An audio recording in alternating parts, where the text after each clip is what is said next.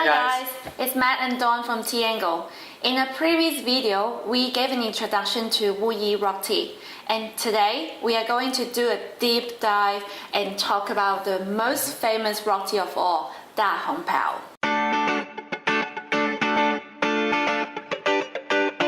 So most tea enthusiasts are quite familiar with this tea, and prices for it can range from fairly cheap to super expensive. And by super expensive, we mean stupidly expensive. Like for example, in the previous video, we mentioned how in 2002 there was a wealthy tea collector that paid around about 28k USD for just 20 grams of original mother tree Dahongpao. And yet, we also regularly see Dahongpao teas regularly available for $10 or less for 20 grams. And so this begs the question, what exactly is Dahongpao and why is there such a big discrepancy in the price? Well, in doing our research, and Dawn did a lot of research, most of it, we came across, I guess what you can say, three types of Dahongpao teas. There is the original mother tree Dahongpao, there's the single cultivar Dahongpao, and then finally there's commercial Dahongpao. So what are the differences? Well, before we dig deeper into this, let us tell you a little tale. In China, during the Ming Dynasty, around the year 1385, a scholar making his way to the capital to take the imperial exams fell ill. Nearby monks saw his plight and brewed up some tea for him to drink, and soon enough, the scholar was cured of his illness. He then continued on his journey to the capital, passed the exams with the highest score, and became a servant of the emperor.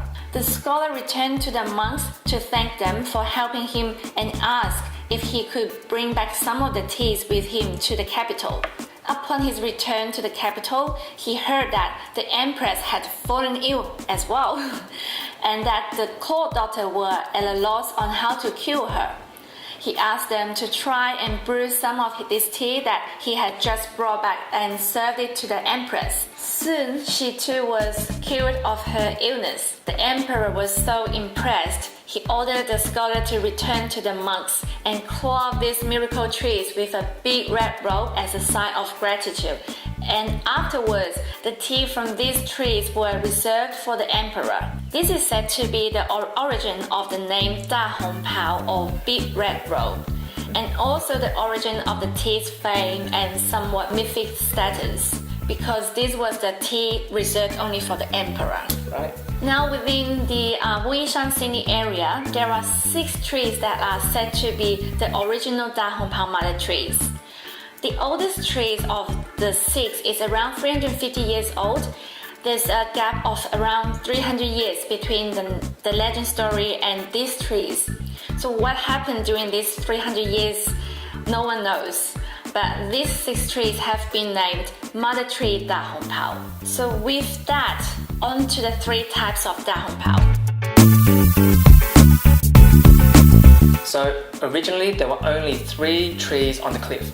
And then sometime during the 80s, a 4th tree kind of appeared. And it's not certain when or how this tree got there, but it just kind of did. Now the thing is, with these 4 trees, they are all known as Dahongpao, but they are all different varietals. And then around about the same time, trees 1 and 2 were cloned. And they did this by taking grafts of those 2 trees and then replanting them next to the 4 other trees. And then these clones soon grew and became trees 5 and 6. And so the original mother tree Dahongpao tea itself was actually a blend of a few different varietals.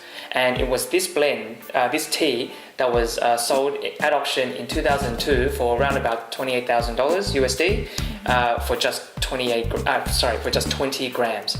And while this may sound like a stupid amount of money to pay for tea of any kind, in some ways it could be considered a bargain nowadays.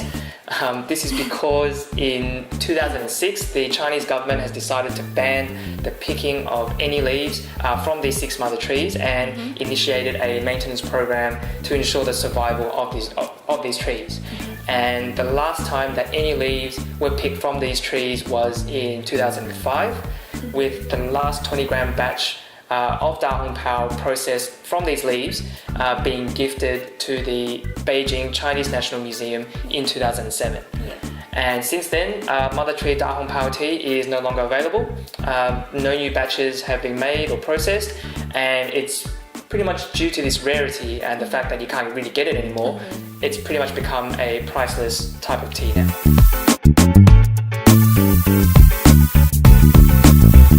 So with the mother trees comprising of 4 different varietals, what exactly are those varietals?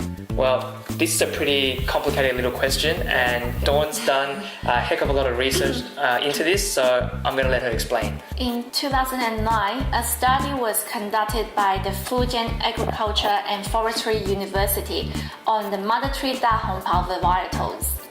There were 2 main purposes to this study. The first was to answer whether or not the Qidan and Beidou tea cultivars borne any relation to mother trees. Many farmers and producers have been claiming that these 2 cultivars are related to the mother trees, so they wanted to test and see whether or not this was the case. The second was to see if many other Dahongpao cultivars throughout Wuyi were in any way related to the original mother tree varietals. So what they did was they took small samples from the tips of the 6 mother trees and compared them to the teas from the Wuyi Rural Tea Garden and other representative tea plantations. Within this range of representative samples were some Beidou, Qidan, and some Dahongpao mother tree clones.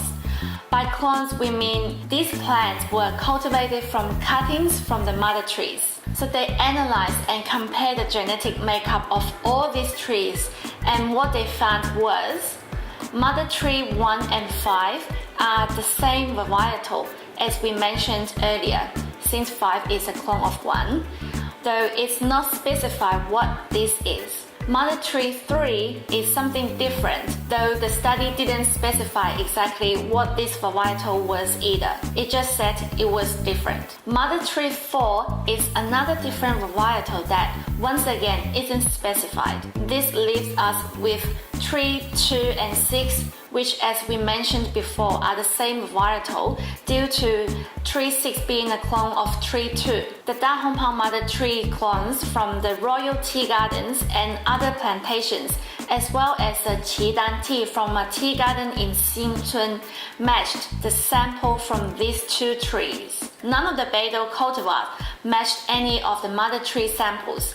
So we are not sure why some still continue to say that Beidou is a type of Dahongpao. These results may lead many to declare that Qidan is the single cultivar Dahongpao that is as close to the original mother tree Dahongpao as you are ever going to get. But can we really say that Dahongpao is Qidan and Qidan is Dahongpao? That's a pretty good question to ask. Yeah. So when I was doing my research into Dahongpao, I tried to search for the names of the different mother tree varietals. I searched into articles and various books, but still couldn't find the answer. Most of the time, producers and researchers refer to the trees as mother tree 1, mother tree 2, 3, and so on. But then it occurred to me, what if these are the varietals for the Dahongpao mother trees? As in, it's not Qidan or any other types of cultivar, but that Dahongpao 1, 2, 3, 4, 5, and 6 are a type of varietal in and of its own. Try wrapping your head around that. I guess this also goes back to what the original mother tree Dahongpao tea was.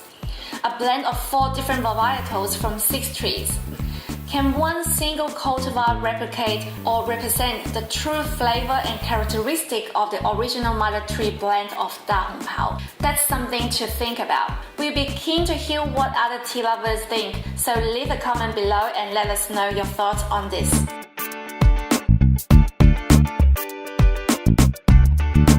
So we've established that mother tree Dahongpao is something really special and ultra rare.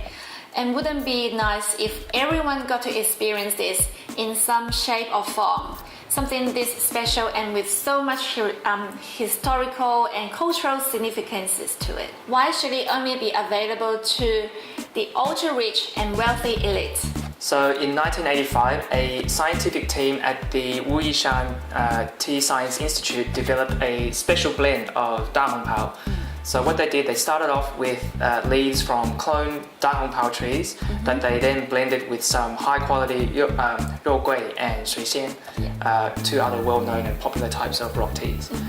So they created a blended Dahongpao that they felt, I guess, best represented the flavors and characteristics of the original mother tree blend of Dahongpao. And since then, many rock tea producers and companies have followed their lead and have kind of developed their own unique blends of Dahongpao, often trying to keep this that blend, the secrets of their blend, kind of secret and hidden away from the competitors, as they felt that their blends were, I guess, unique and would give them a competitive edge over their rivals. And as a result of the different blends starting to appear and becoming more accessible to the general public, I mean, I guess what naturally happens is that you have a few, I guess, more dodgy people, a few more dodgy companies that kind of try to come in and try to cash in on all of this, using low quality leaves to try and produce their own blends, and then passing them off and naming them Dahongpao, and making them widely available at low prices. So this is why when you see Dahongpao at a tea shop, tea market or online, the prices and quality can be vary so much.